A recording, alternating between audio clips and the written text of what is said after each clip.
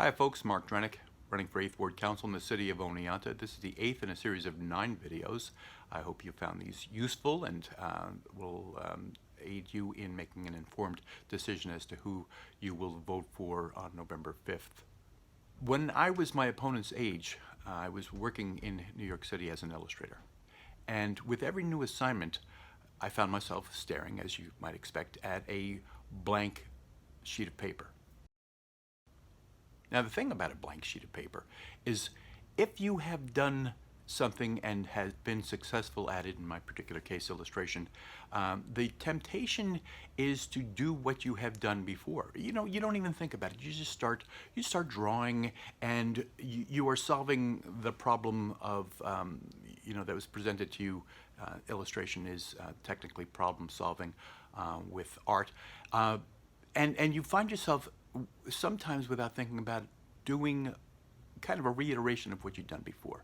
It's a terrible thing, And believe me, an art director will not be fooled by that twice.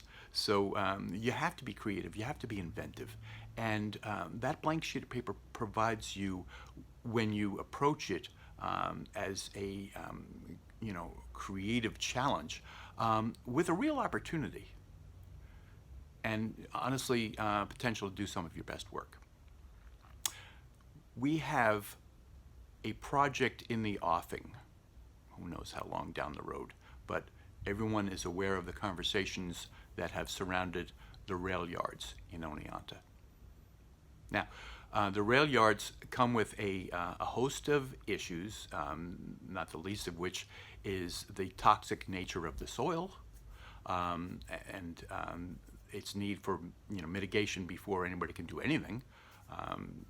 It also comes with the challenge of a transportation infrastructure that doesn't support it, and it takes trucks potentially if it's developed as a as a manufacturing site, which is, I think, what most people are looking at it as being, a place to put something that will provide manufacturing jobs.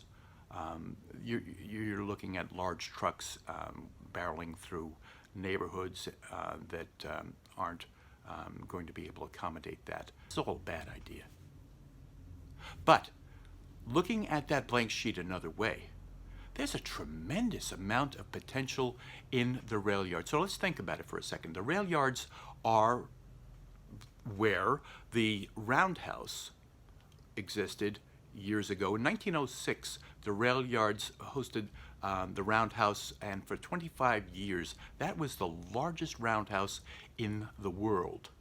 Larger, that's crazy, right? Larger than Chicago, larger than Kansas City, larger than any railroad hub that you might think of. And it's how Oneonta became Oneonta. And it's just wonderful history. So why don't we celebrate that? Now, we don't have the Roundhouse anymore, but we have the footprint of the Roundhouse. Now, partly that will and should be something that light industry, and I mean light industry, intellectually driven industry, this is the commodity that we are rich in, is with 2 colleges and beyond. We have a lot of inventory, intellectual inventory, and I have faith that entrepreneurs, especially given a proposal that I have, I can't get into right now, it's on the website, that would assist entrepreneurs in developing God only knows what, but I presume, light industry by its very nature as we move into the 3rd decade of the 21st century. In any case, that's a small piece of the puzzle that presents us, though, with this blank canvas for what to do with the rest. So, in Cooperstown, they have a tourist attraction of some renown. It's called the Farmers Museum, right? You know it. You've visited it. You may love it. Certainly, tourists love it. It celebrates, as we should be celebrating, the heritage of the locale? Well, our heritage is railroad, and we have the very spot where, it blossomed. So what would that look like? It might very well look like a museum that's interactive, that would be a tourist attraction, bring people to it, that celebrates the Roundhouse, that celebrates Oneonta's history. Relative to Oneonta's history, how did the railroad impact Oneonta? It impacted it in so many ways that you could celebrate. You could celebrate, the industries that were brought here with, interactive, self-contained, and entertaining modules, essentially. We were the cigar rolling capital of the Northeast. Did you know that? I bet you didn't know that. Some of you did. There are so many things that could be reimagined, Epcot style, let's say, that would celebrate the history of Oneonta in a way that would be engaging. You could bring in things that we have currently that are, underutilized, like the Science Discovery Center, for instance.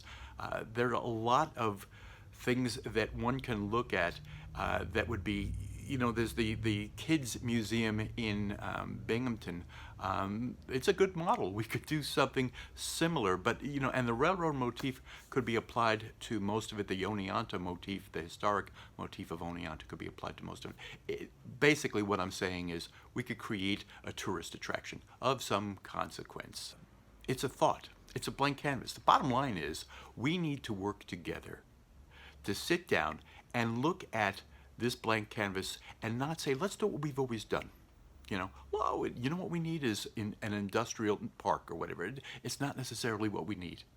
We can think of things outside the box. We can take a look at this blank sheet of paper and we can say, you know what?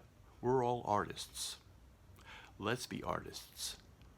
Let's design something that will really do Oneonta the good that it needs done. We need people to come here. Let's give them a reason to come.